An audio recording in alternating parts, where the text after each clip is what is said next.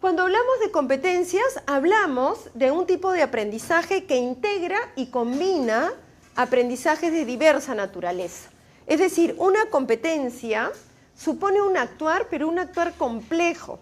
¿Por qué? Porque buscamos, ¿no es cierto?, actuar sobre la realidad, modificarla, alcanzar un propósito, resolver un problema. Para eso tenemos que movilizar saberes de diferente tipo. Tenemos que movilizar, ¿por qué no?, conocimientos. Por favor, no es que un enfoque por competencias nos aleja de los conocimientos, nada más cerrado. Nadie puede ser competente si no tiene algunos conocimientos.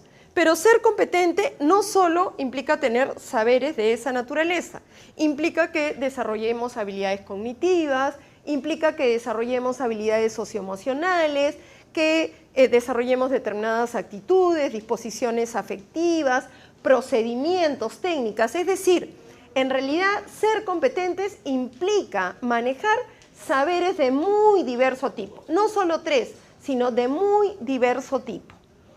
Pero tenemos otra cuestión que creo que nos tiene que quedar claro. Bueno, antes de la otra cuestión, quizás en este esquema nos pueda servir para concretizar qué cosa es una competencia. Una competencia, entonces, es un actuar sobre la realidad y modificarla. Es decir, es lo que las personas hacemos, ¿no es cierto?, para modificar la realidad. ¿En qué sentido? ¿Para resolver un problema o para lograr un propósito? Para hacer todo esto, hacemos uso de saberes diversos, que en este caso, miren, están representados con una mochila. Si algo podemos regalarle a nuestros niños o niñas, es llenarle las mochilas. ¿De qué? De un conjunto de saberes que les permita ser competentes. Pero estos saberes tienen que ser aplicados, ¿no es cierto?, con pertinencia a contextos específicos. Es decir, mientras más competentes somos, podemos utilizar nuestra competencia en cualquier contexto y hacerlo de manera pertinente.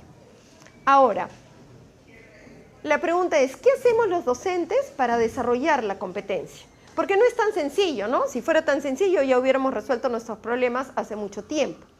Para ayudar a trabajar, ¿no es cierto?, las competencias, es que estamos trabajando con este concepto de capacidad. Pero estamos trabajando con este concepto de capacidad bastante más amplio que en lo que está en el actual DCN. Si ustedes ven, en el actual DCN tenemos una serie de capacidades que normalmente vinculan una habilidad cognitiva con un conocimiento. Si podemos leer acá, lo que decimos es que la capacidad, ¿no?, o las capacidades son saberes delimitados, es decir, más pequeños que una competencia, pero de diverso tipo. Es decir, yo me pregunto, cuando yo digo, hablemos como conversamos comúnmente, cuando yo digo, Lupe es capaz de resolver sus conflictos de manera pacífica, cuando estamos diciendo es capaz, estamos hablando de su capacidad de resolver conflictos, no estamos pensando que Lupe solo tiene conocimientos o que Lupe solo tiene habilidades cognitivas. Todos sabemos que para resolver conflictos tenemos que tener algunas actitudes, tenemos que tener algunas habilidades socioemocionales. Si yo no soy capaz de ser empático con el otro, no voy a poder resolver mis conflictos de manera pacífica. Si no soy capaz de hablar asertivamente, entonces no seré capaz de resolver mis problemas de manera, o mis conflictos de manera pacífica.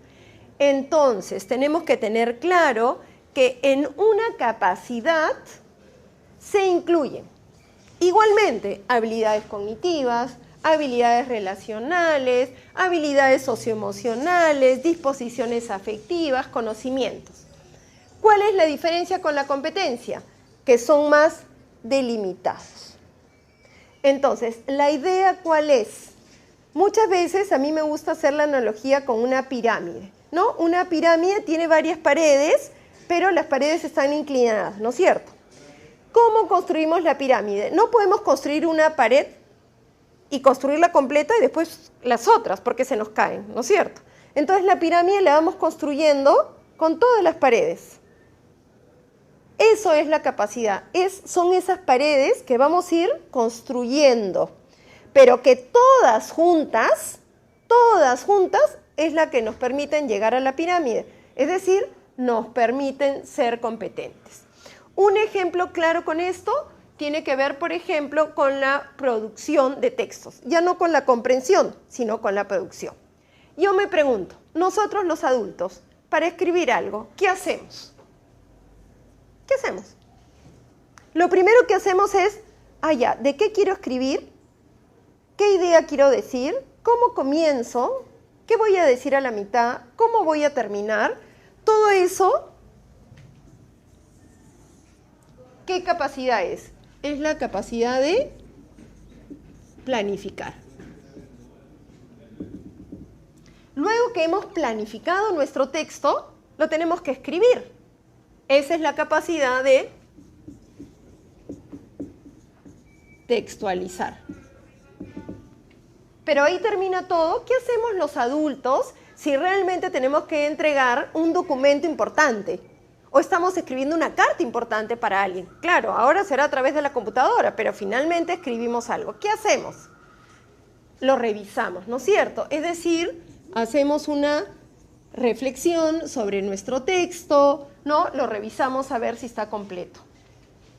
Si todo lo que queremos decir está, si hemos usado los signos de puntuación adecuados, si estamos usando los conectores adecuados, ¿no? Entonces, para hacer cada una de estas cosas necesitamos conocimientos, necesitamos habilidades cognitivas, pero también necesitamos disposiciones afectivas. ¿Cuántos de nosotros hemos tenido alumnos que realmente dicen, oye, pero él sabe escribir muy bien, pero ¿cuál es su problema? Que no tiene ninguna disposición a revisar su texto. Entonces, ¿es competente? No. Tendrá todas las habilidades cognitivas, pero si no tenemos la disposición a revisar lo que hacemos, no terminaremos de ser competentes porque esta capacidad estará incompleta. Entonces, ¿qué son las capacidades? Estos saberes delimitados, ¿se acuerdan? Esto es de la producción escrita de textos, ¿no? Entonces, esta es la competencia y esta competencia tiene sus capacidades que son también saberes diversos, ¿no es cierto? Pero son únicamente estas tres, no son más. ¿Por qué? Porque estamos asumiendo otra manera de mirar la capacidad. Ustedes me dirán, ya, qué bacán. Pero, y ahora dime, yo enseño en 5º grado de primaria, ¿qué hago? Otro me dirá, yo enseño en tercero de secundaria, ¿qué hago? Justamente para eso, ¿no es cierto?, tenemos los indicadores. Si ustedes revisan la matriz, ¿no es cierto?, que han recibido o que están, mejor dicho, en sus rutas sobre la producción y la comprensión escrita, verán que cada una de estas capacidades tiene indicadores de acuerdo al grado o al ciclo en el cual está el niño o la niña. ¿Qué cosa quiere decir esto entonces? Que los indicadores son evidencias del avance que estamos teniendo en las distintas capacidades que nos llevan de una manera conjunta luego a ser competentes, en este caso, por ejemplo, en la producción de textos. Entonces, repito, los indicadores, ¿qué son? Son evidencias, son desempeños que esperaríamos ver para que nos indique que este niño o esta niña está avanzando en la planificación, está avanzando en su capacidad de textualizar, está avanzando en su capacidad de reflexionar, de revisar sus escritos. Básicamente, esos son los cambios que queremos dar. Acompañando a estas matrices, ustedes van a encontrar en las rutas los mapas de progreso.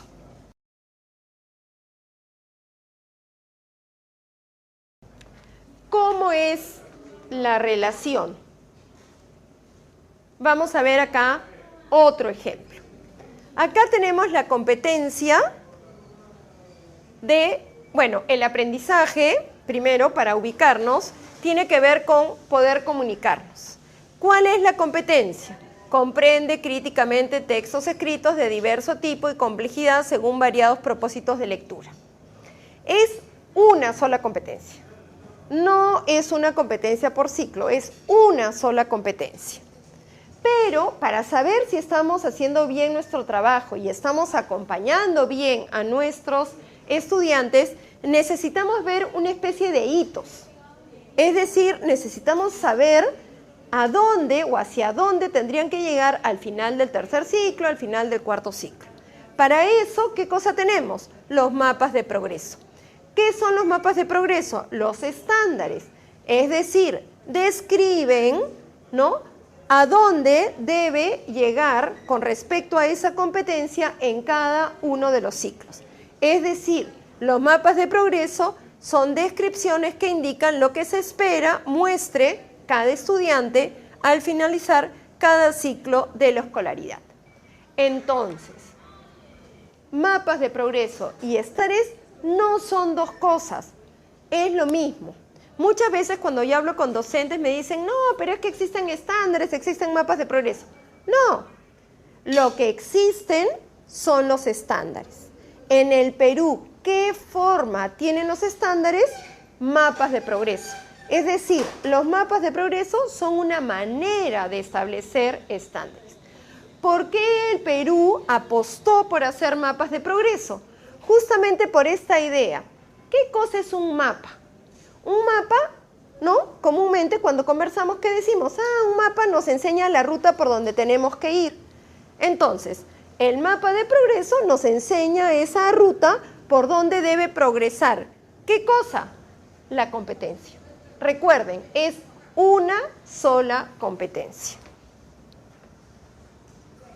Entonces, ¿ustedes cómo van a encontrar los mapas? Van a encontrar los mapas donde se establece niveles. ¿Cuáles son esos 7 niveles? Tenemos el nivel 1, que es lo que llamamos el nivel previo. Ahorita les explico qué es. Luego tenemos el nivel 2, que es a donde tendrían que llegar al final de segundo grado de primaria. El nivel 3 al final de cuarto grado de primaria, el nivel 4 al final de sexto de primaria, y así tenemos, ¿no es cierto?, que cada ciclo establecemos un nivel. Entonces, dice, los mapas de progreso son el conjunto de estándares. ¿Vieron? Mapa de progreso, estándar, lo mismo, de aprendizaje. Describen la dirección del crecimiento usual. Este concepto me interesa trabajar con ustedes. ¿Por qué? Porque miren, no dice describe la dirección del crecimiento universal. Dice la dirección del crecimiento usual. ¿Esto qué cosa quiere decir? Lo que quiere decir es que los estudios dicen que comúnmente,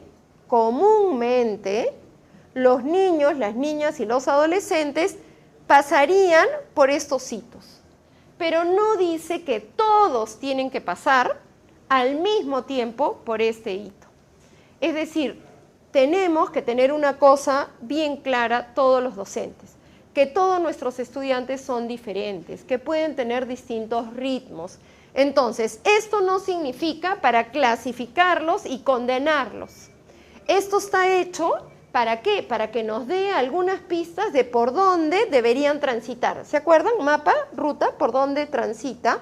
Nos da pistas por dónde deberían transitar. Pero de ninguna manera debe servirnos para etiquetar a un chico y decir, ya, él se quedó acá, ya no sirve. No, la idea es, en este momento él está acá. Entonces, voy a tratar de buscar estrategias para que logre llegar al otro ciclo. Y así sucesivamente. Esas estrategias, ¿dónde las pueden encontrar? En las rutas de aprendizaje. Si se dan cuenta, mapa y ruta juegan en conjunto. Hasta las palabras juegan en conjunto, ¿no? Porque en un mapa yo sigo una ruta. Por eso es que nos parece que estos conceptos de mapa y ruta nos pueden ayudar a entender qué cosa. Que nosotros los docentes tenemos que saber claramente por dónde tenemos que transitar para llegar o para apoyar, mejor dicho, a nuestros estudiantes a que lleguen al final de su escolaridad al nivel de la competencia que esperamos que tengan todos los y las adolescentes cuando salen del quinto de secundaria. Entonces,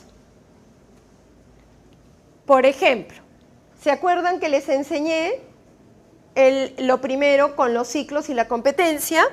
Bueno, fíjense acá, en el mapa de progreso. Dice, lee comprensivamente textos de estructura simple, que tratan temas reales o imaginarios. Ya no me habla de un tipo de texto, de otro tipo de texto, porque todos los tipos de texto se pueden trabajar desde el comienzo. Lo que tiene que ser es que acá los chicos y las chicas pueden leer textos, pero de estructura simple, ¿no es cierto? Miren acá lo que dice en el cuarto ciclo. Lee comprensivamente textos que presentan estructura simple, pero, fíjense, con algunos elementos complejos. Entonces ya el niño o la niña es capaz de leer con algunos elementos complejos. Si lo siguen leyendo, se van a dar cuenta cómo se va cambiando de nivel, pero miren cómo llegamos al final. Lee comprensivamente textos con estructuras complejas, pero ya no solo es la estructura compleja.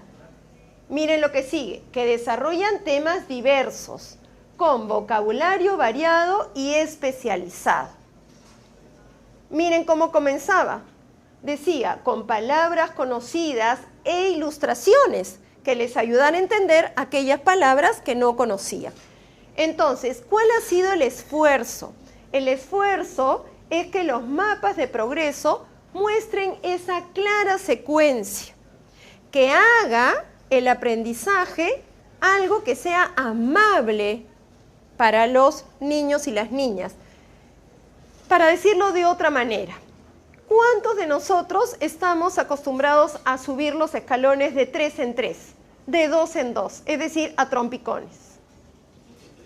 A algunos nos resulta. Bueno, todos los que hemos estado en aula tenemos aquel alumno o alumna destacada. Pero la verdad es que la mayoría de nosotros, cuando queremos ir de 2 o de 3 escalones, nos caemos. A mí, cuando estoy apurada, me pasa siempre, termino golpeándome. Pero bueno, cuando un adulto se golpea, no pasa mucho. ¿Qué cosa pasa cuando un niño o una niña se golpea? ¿Qué cosa pasa?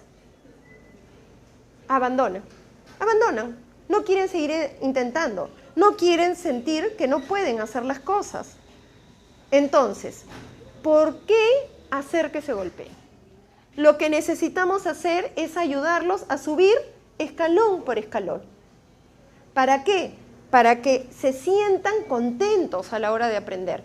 Cuando alguien se frustra, deja de querer hacer las cosas.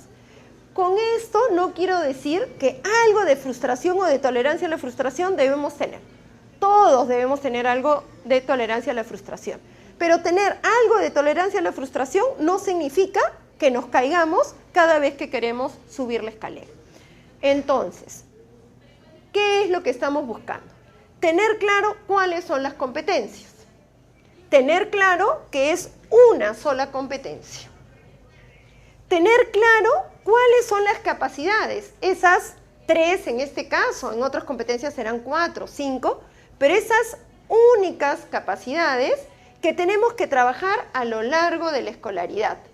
Es diferente que un docente piense, tengo que trabajar 10 capacidades y que ni siquiera me las acuerde, a que yo diga, oye, yo tengo que trabajar que mi estudiante planifique, textualice y revise. Y todos tenemos que trabajar lo mismo. Pero no solo es que nosotros sabemos. Lo más importante es que los chicos y las chicas sabrán. Yo me pregunto, si ustedes, ahora que comienzan, ¿no es cierto?, las clases el 10 de marzo los chicos, van a una clase de comunicación y le dicen a los chicos, a ver, en la competencia de producir textos, ¿cuáles son las capacidades que tienen que desarrollar? Bueno, puedo apostar lo que quieran a que los chicos no van a saber. ¿Por qué? Porque son capacidades cada vez diferentes y son muchas capacidades. Ahora lo que queremos es que tenga claro este concepto de capacidad como un saber completo y que cualquier chico diga, oye, si a mí me piden que escriba algo, yo siempre voy a pensar, primero tengo que planificarlo, luego tengo que escribirlo, textualizarlo, y luego tengo que revisarlo. Entonces, queremos que tanto docentes como estudiantes sepan qué tienen que hacer. Nuestro esfuerzo ha sido, después de mirar cuáles son las competencias y cuáles son sus capacidades, graduarlas bien, hacer una buena secuencia. Ese esfuerzo se ha materializado en los mapas de progreso, donde me establecen cuál es el gran hito al cual yo llego cada ciclo. Pero los docentes en el aula no solo podemos planificar en base a esto, a lo cual tengo que llegar dentro de 2 años. Entonces, ¿qué se ha hecho en la ruta? En la ruta se han hecho las matrices para que veamos cómo cada capacidad tiene sus distintos indicadores. Entonces, los docentes podemos planificar para trabajar en algunas sesiones la planificación con estos indicadores, la textualización con estos otros indicadores, la reflexión con estos otros indicadores. Pero una cosa sí les quiero decir. Nuestra meta final no es cada indicador por separado. Nuestra meta final, ¿qué cosa es? La competencia. Entonces, podemos ir trabajando, sí, con indicadores, trabajamos con alguna capacidad, hay veces con 2. Pero, ¿qué cosa es lo esencial? Que cada cierto tiempo regresemos al todo. Es decir, que pongamos una situación suficientemente compleja que nuestro o nuestra estudiante tenga que producir el texto sin nosotros. Y tenga que imaginar que tiene que planificarlo, que tiene que textualizarlo, que tiene que revisarlo o reflexionar sobre lo que ha escrito. Si no ponemos esas situaciones, no vamos a cambiar de enfoque. Vamos a seguir trabajando a partir de capacidades, a partir de indicadores. Es decir, ¿queremos que nuestro estudiante sepa planificar? Claro que sí, pero ¿para qué? Para que pueda producir el texto. Por eso es que todo nuestro trabajo tiene que comenzar con una situación compleja que lo lleve a querer aprender cómo se hace todo esto y terminar con esa situación compleja donde él o ella se sienta satisfecho del esfuerzo realizado para poder alcanzar ese reto que él o la docente le estaba poniendo.